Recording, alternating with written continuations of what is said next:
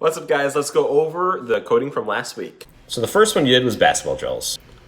So for level 1, your code could have looked something like this, where you're driving forward for further and further and further. For level 2, you can't use the reverse block, which looks like this, where instead of using reverse, we are turning in order to go back and forth, which looks something like this. And for level 3, with the algorithm that we built, we can use it like this, where we set the grid blocks to 1, and we're going to repeat this 8 times, and during the repeat, each time it repeats, it increases the amount that we go by 1. So that's what level 3 looks like, and you'll notice that every time he's going further and further and further, and then he comes back. And in this case, we are allowed to use the reverse one. We theoretically could use turning as well, but we didn't need to because it wasn't in the challenge. So that's basketball drills. Did you do anything the same or different? Let me know in your summary. Next up is Find Your Age Challenge. So for example, if you are 13 years old, what you can do is you can use the repeat block over here and drive forward in 200 millimeter increments. This is the fastest way in terms of the least number of code. Perhaps you coded that differently. Let me know in the summary. And that's how you can get to that age for challenge number 1. Challenge number 2 over here looks something like this, where again you can use the repeat block and turn over here to get to that spot.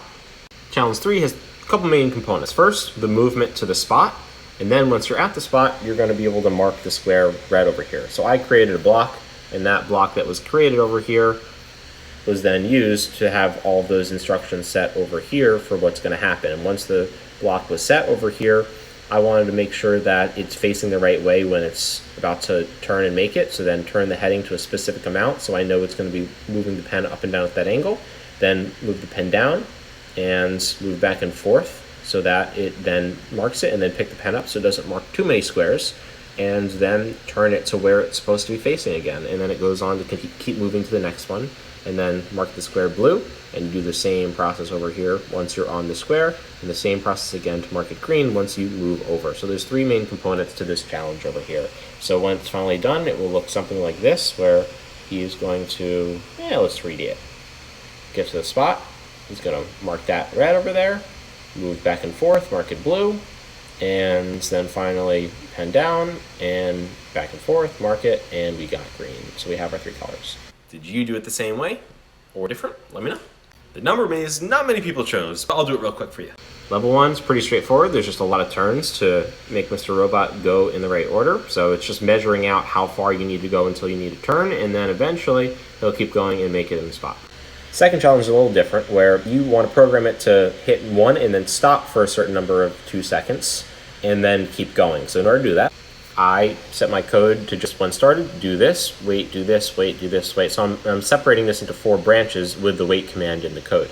So in order to get to the first step over here, we can define the numbers, the first step that we're doing over here, which are custom blocks that I made. And then over here, we just have the commands for the moving to get it from the start to number 1. So let's watch it.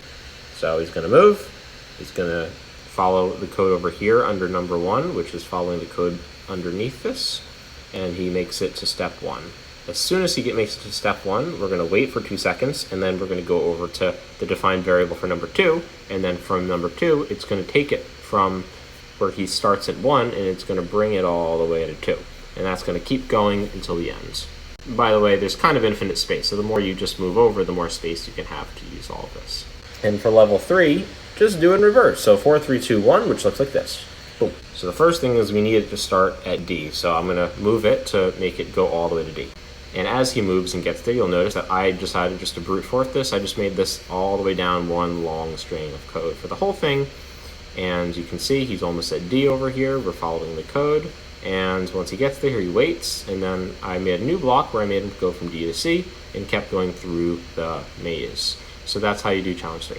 And finally, for the Draw a House challenge, I'm only going to go over the third one because the first 2 are the same as the third, just less steps. So in order to build my house over here, I moved him to the right spot and then had the pen go down, and I used repeat commands to have him draw the initial part of the house. So once that square has been built, actually let's change modes. I have him draw the triangle at the top, and it's just measuring to figure out where that is, using repeat blocks to be efficient in the draw commands to create what I need. Now creating the lines, I have them go forward and back and turn and repeat for the garage over here. In a different pen color, you'll notice I set it to blue. And over here, I set the pen color to red. And then he's going around and he's just measuring and drawing where I tell him to. So this challenge may require a little bit of iteration in order to draw all your shapes and draw it in the same direction, but when you're done, you're gonna get your house that looks something like this. So this last challenge is really all about just being precise in looking at your heading to figure out where you're at, the location angle, your rotation, and your distance, so you can kind of figure out how much you need to go distance-wise and rotate. So that's the trick to this guy. And those are the challenges from last week. So let me know what you learned from all the challenges last week in your reflection over here, and how you did. If you did it differently than me, similarly, it was difficult, it was easy, which one was the most fun, let me know.